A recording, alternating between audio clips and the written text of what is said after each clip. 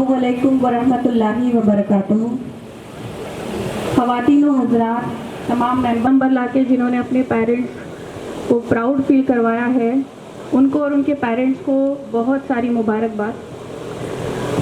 अपनी तकरीर का आगाज़ है सूरह अल इमरान की चैप्टर नंबर 3 आयत 160, जिसमें कहा गया है इन यंसुरुकुमुल्लाह फला गालिब लकुम व इन यख़्ज़ुलकुम फमन ज़ल्लज़ी यंसुरुकुम मिन बादिही वलल्लाहि वलयतवक्कलिल मोमिनून।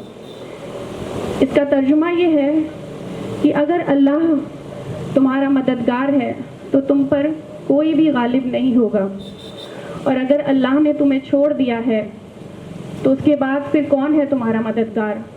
बस बेशक सक्सेसफुल होने के लिए दो चीज़ें बहुत इम्पॉर्टेंट है, एक कड़ी मेहनत और दूसरी अल्लाह पे तवक्कुल। ये जो प्रोग्राम बच्चों की हौसला अफजाई के लिए रखा गया है, ये सिर्फ उन बच्चों की हौसला अफजाई के लिए नहीं बल्कि उन स्टूडेंट्स के लिए जो आने वाले था गया है। It is said that English is lacking motivation, not in talent. कमी है तो सिर्फ मोटिवेशन की। ये मोटिवेशन उन्हें कहाँ से मिलेगा? ये मोटिवेशन मिलेगा उन्हें अपने घरों से, अपने पेरेंट्स से। जी हाँ, मैं पेरेंट्स से यहाँ कुछ बात करना चाहती हूँ। अगर हम इन बातों पे गौर व फिक्र, पेरेंट्स टीचर मीटिंग होती है, आप वो अटेंड करें, बच्चों की स्ट्रेंथ वीकनेसेस टीचर के साथ डिस्कस करें, आपका बच्चा कहाँ कम है, उसमें क्या टैलेंट है, उसमें कौन सी स्किल्स है, वो किन एक्टिविटीज़ में पार्टिसिपेट करता है, इससे बच्चे को मोटिवेशन मिलेगी। और इसका और एक फ़ायदा होगा कि टीचर्स उन बच्चों पर भी अटेंशन देंगे। तीसरी चीज़, आपको घर पे बच्चों को लेकर बैठना है पढ़ाई के लिए। सिर्फ ये बोलना काफ़ी नहीं कि बेटा पढ़ाई करो। ख़वातीन जो घर में काम करती है, होम मेकर, भले आप पढ़े लिखे नहीं भी हो, आप घर पे बच्चों को लेके बैठे आधा घंटा, 1 घंटा, जो भी आपको टाइम मिलता है, इससे बच्चे की सिटिंग हैबिट डेवलप होगी, बच्चों का फोकस बढ़ेगा और अगेन वो एजुकेशन की इम्पोर्टेंस को समझेंगे।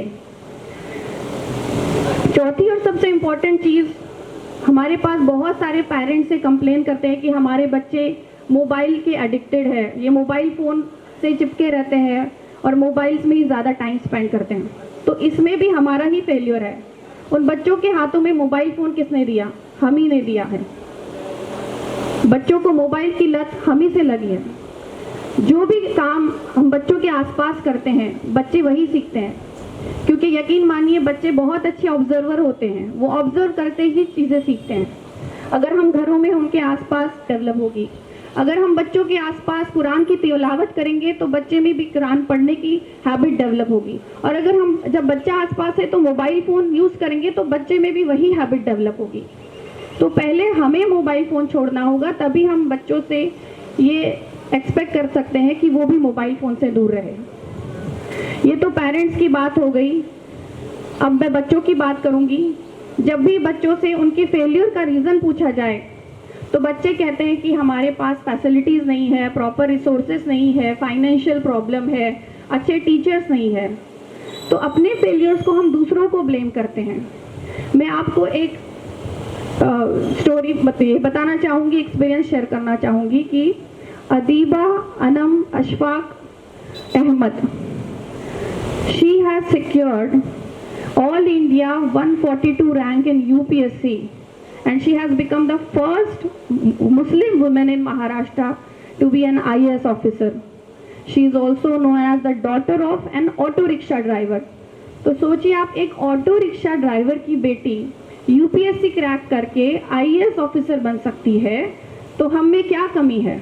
हम क्यों नहीं कर सकते? कमी है तो सिर्फ मोटिवेशन की और प्रॉपर डायरेक्शन की।